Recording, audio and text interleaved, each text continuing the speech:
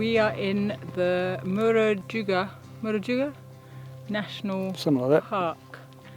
I thought there'd be a walk here. Well, you could walk here on the road, I guess, but walking through there, it's just so prickly, the grass. Much to the boys' relief, there's Yes. been not much walking at all. No, they've been very happy about that.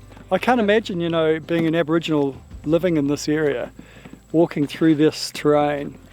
Oh, they must have Incredible. had such tough feet. Tough feet. Pretty much they would have had a hard skin all the way up to their knees because it gets... Yeah, that's right. That's right. And Yeah, the calves would have been It pretty gets you on the legs. Yeah. resilient. Calves Yeah. and feet. Mind you, we've seen Respect. the kangaroos hopping through here. How do they survive? They must have Well, really tough feet as they've well. got the thick hide. But what you cannot help but notice, there are rocks everywhere. Rocks. And I mean everywhere.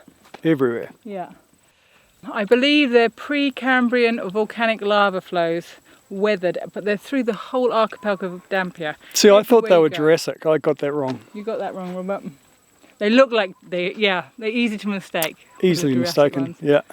But what we're really looking for is Aboriginal rock etchings, and they're not here. We have to move to a different area to find those, but they're also all through this archipelago. In fact, the Dampier archipelago has the largest amount of Aboriginal rock etchings anywhere in Australia. So says Rachel. I read the guidebook. Right, class. 40,000-year-old paintings. Class dismissed. Yeah, no, they're right. They're like 40,000 years old. These Amazing. Actually, they're not paintings, they're etchings. Yeah, Get it right. On Okay. old rocks. on old rocks. Old The etchings. rocks are very, very old. They're millions of years old, and then the etchings are 40,000 years old. Yeah, millions, maybe even thousands of years old. This is Rob, and I'm Rachel, and these are our boys, Finn, Declan, and Ivan. We have sailed our catamaran Javelot across the Pacific Ocean. We would love it if you join us for the adventure. 'Cause this way is my home.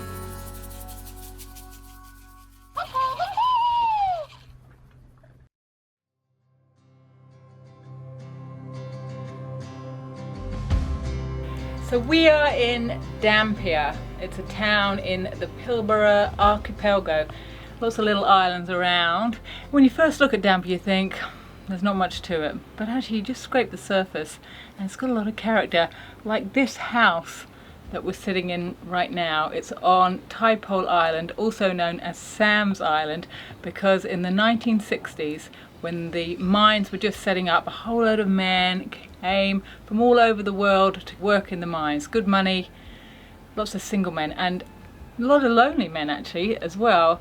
And one of them was Sam Ostojic. He was Yugoslavian, and in 1966 he moved to this island and he started building a house. Rio Tinto, the mining company, gave him a 99-year lease to the place. They hooked him up with water, and by hand, brick by brick, stone by stone, he put this place together. He's done a fabulous job here. He's actually buried on the island with his cat. Apparently he's a bit defensive, protective, wasn't he? Was he? Oh, well, yeah, apparently he would tell you in no uncertain terms and colourful language to just get off if he was not... Where did you hear that? Troy was saying. Oh, right. Yeah, apparently he's quite a character. Oh, he's quite a character. But, you know, if he was defensive, why has he got so many Protective. plates? Looks like he's got Yeah, was that's an right. entertainer. He's got 3 beds. galore. Yeah, Lots of glasses. yeah. He must have entertained, otherwise, or he just didn't like washing up very often. I love, I love how he does. He's got shells everywhere. He uses decoration, and Kind of reminds us of New Zealand and Hundavasa. Hundavasa. Yeah, Hundavasa. We went to the toilets. Hundavasa toilets. They're very famous in New Zealand. Who inspired who here, Rachel? Hundavasa or Sam? When did Hundavasa do his building? Well, Hundavasa started in Europe and Austria. I think he did some amazing architecture in Austria. He was Germany, Austria, and quite famous for the stuff he did there. And he just had enough with Europe, and he went to New Zealand and sort of started again. He did it. He also got into organics and food production, natural. Yeah, he was great. He was a great man, ahead of his time.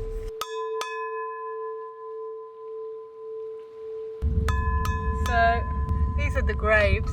Here's Sam's grave, and this is his cat's grave. And the cat's the only one that's got a little plaque saying his name was Tiger. 1985 to 2005. So they died the same year. Sole companion of Sam. There is something about the presence of a cat that takes the bite out of being alone. Louis J. Camuti. That's really nice, isn't it? Yeah. And I guess that's right. Pets can be very helpful. There were a lot of lonely men here when the mines were being set up. I like my dogs. I like dogs to Dogs cats. are good. Yeah, we've got a dog.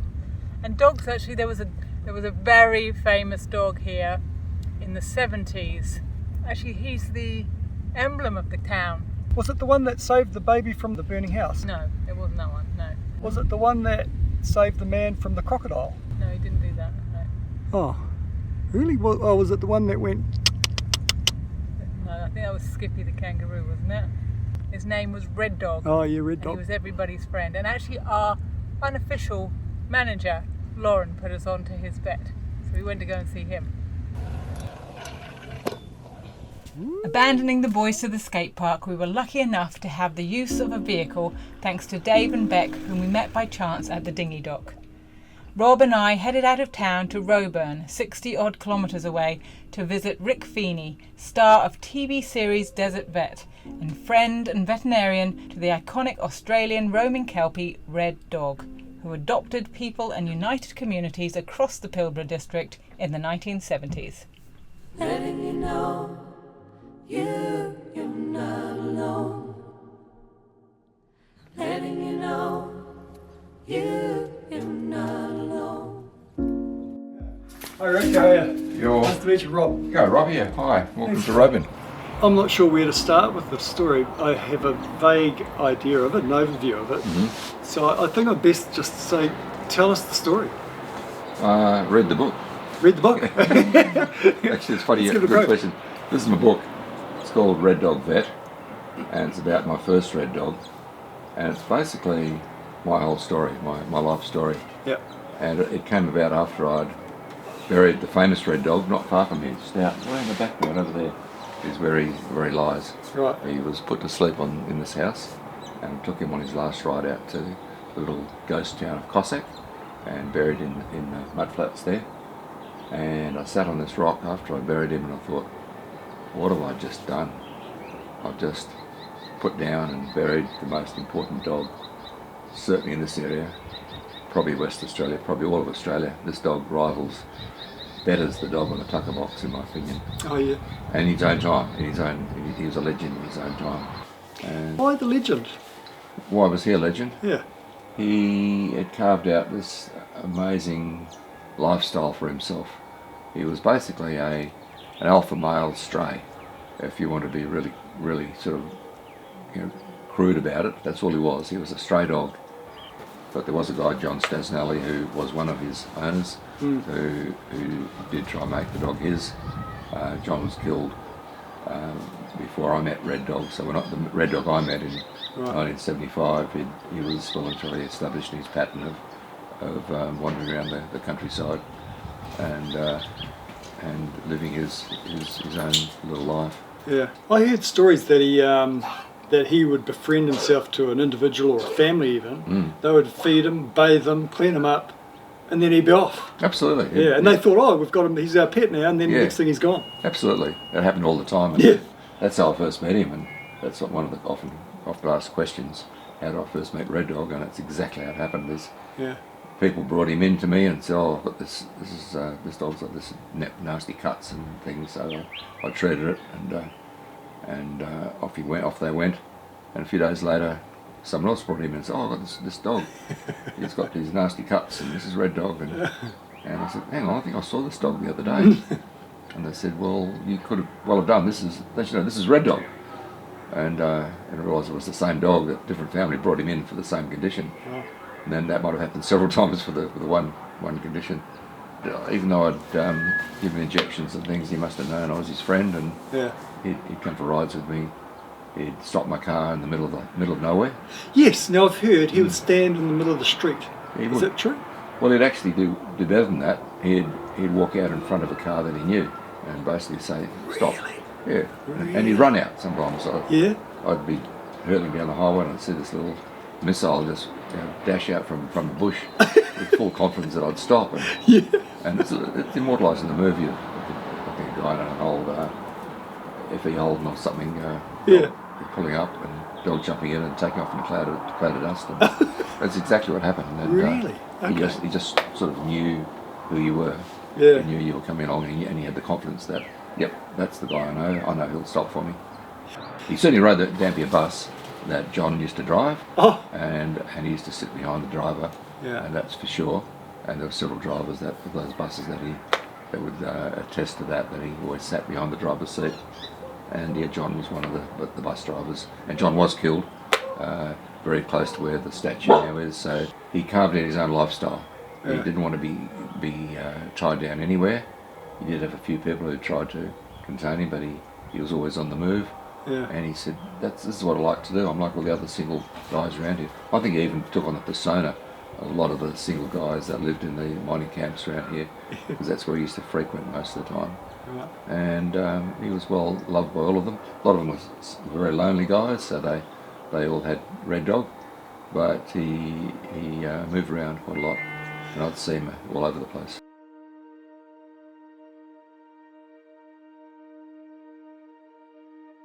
Red Dog died on November the 21st, 1979. Rick was by his side as he passed away. But the story of Red Dog lives on and has inspired two major films, Red Dog 2011 and Red Dog True Blue 2016. Back in Dampier, there are not one, not two, but at least 3 statues erected to this Australian legend, and people travel from all over the world to have their photo taken with the dog for everyone and no one in particular. Anyone that's seen our intro will know Del. This is Del. This is Del that's, 3 or 4 years older from that shot of our departure of Del.